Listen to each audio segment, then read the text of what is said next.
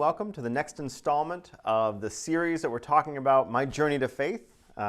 Last time we left, I talked to you about my father and stepmother going to school to learn more about religion and their faith, and how I actually watched their love for others grow as they began to know more about God and to pursue their relationship with God. This week I want to focus on the next kind of step in the journey.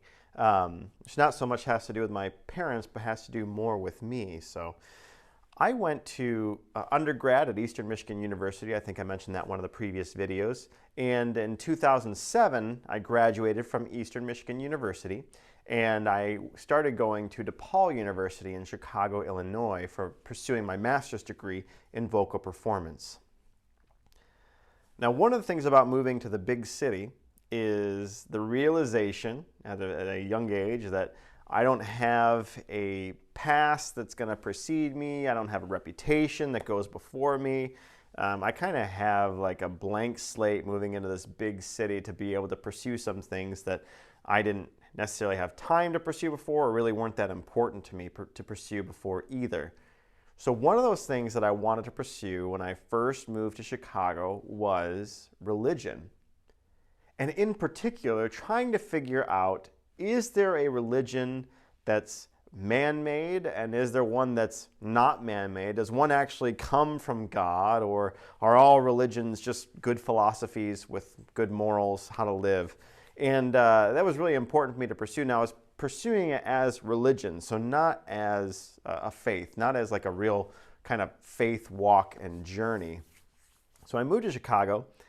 I narrowed down the list initially of, what could be man-made versus what probably isn't man-made, down to two religions, and Judaism and Christianity. Those are the two that I got down to. Everything else I kind of looked at, you kind of, even as an agnostic, or even as someone who's universalist, believing like all paths lead there, it's easy to tell the ones that are probably man-made versus the ones that aren't. So I landed on Christianity and Judaism.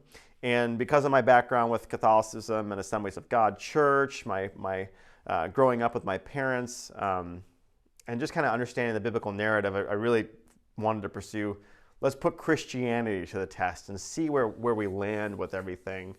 And part of that was because I had actually seen my father and stepmother grow because of their faith, grow as moral people, as good people in my mind at that time. And so I thought, well, if they were able to change because of their pursuit, then I'm going to pursue Christianity and see what comes of everything.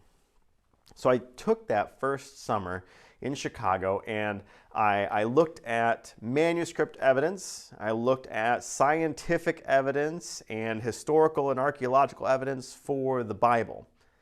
So the idea being, if one of these things can prove that at some point it was man-made or it was corrupted at some point, then therefore it's probably a good philosophy, but not necessarily, interactions with God and humanity in a way that we should all live. And an interesting thing happened throughout that time. So I started in what's called the Old Testament, at the very beginning of the Bible, and started reading my way through, what's called the prophets, the Old Testament and the prophets, what the Jewish people would call the Tanakh, essentially. And I also put it all to the historical test at the same time. What I learned was, or I should say what I came to the conclusion by the end of that summer, was that the people who wrote that portion of the Bible, and even the people in the New Testament, just because I'm doing all this research, they're actually recording their eyewitness testimony. They're not being deceitful about what they've witnessed or anything. They're actually truly recording what they believe are the words of God or their interactions with God as people. Now, I wasn't ready to make the leap that what they were actually experiencing was God. I was just making, an observation that according to all of this evidence, they're truly recording their eyewitness testimony. It doesn't necessarily mean that they were, interacting with God. Now, of course, later on, I come to a different conclusion on that. But at this point, I'm ready to make the conclusion that they've recorded this all accurately. And then grad school happened. So Again, I was pursuing religion at this time. It wasn't a true faith walk.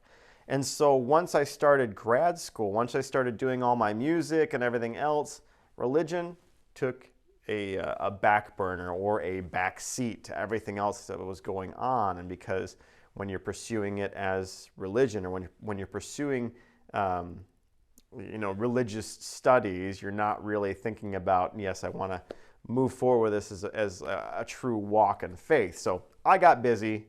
Religion took a back burner. I started grad school.